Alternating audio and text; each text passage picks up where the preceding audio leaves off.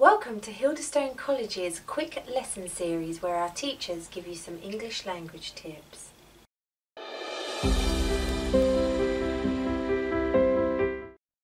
Today we're going to work on saying some numbers.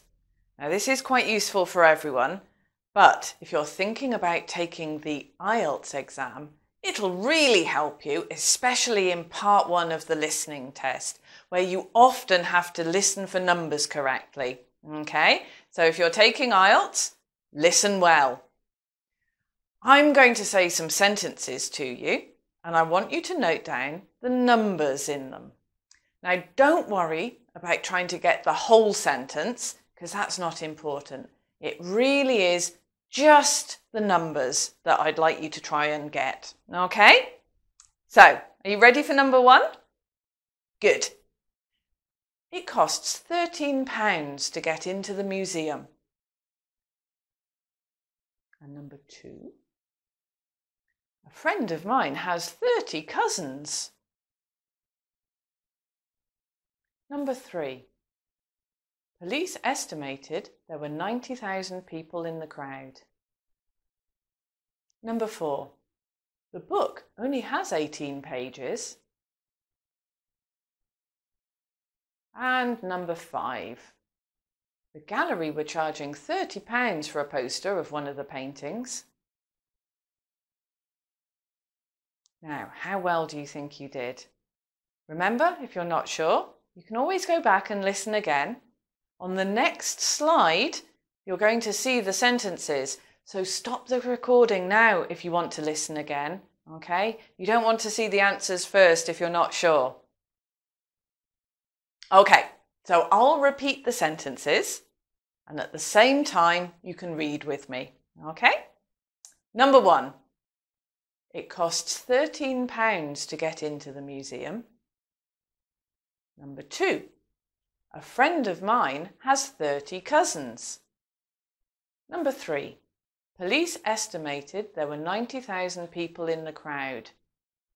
Number 4. The book only has 18 pages. And number 5, the gallery were charging £30 for a poster of one of their paintings.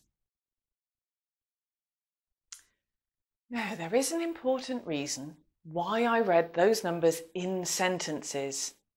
You might have been taught that in words like 13, 14, 15 and so on, the stress is on the second syllable. So in other words, on the teen part. So we say 14, 15, 16 and so on.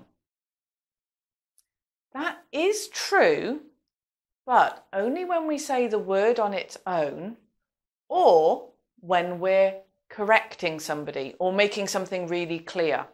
When it's in a sentence, the stress might not be on the second syllable, as you might have noticed when I read those sentences. Now, when a word like 13 or any of those other number words is followed by a stressed syllable, the stress in the word 13 also shifts.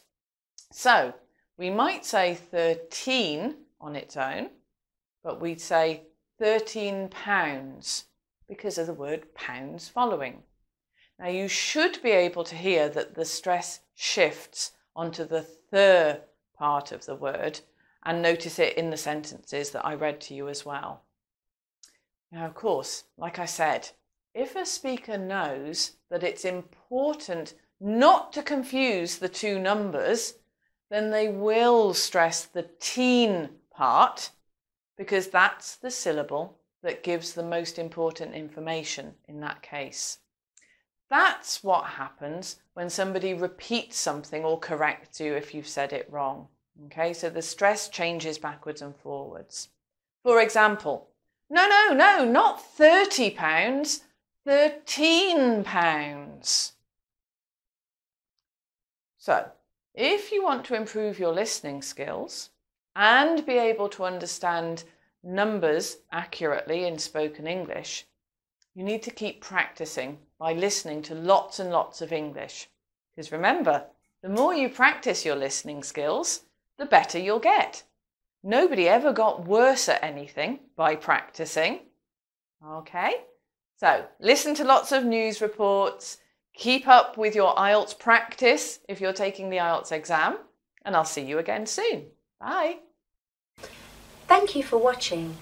If you liked the video, please click on the like button, and if you haven't already, please subscribe and click the bell icon so that you don't miss the next video. That's it for this lesson. Until next time, goodbye.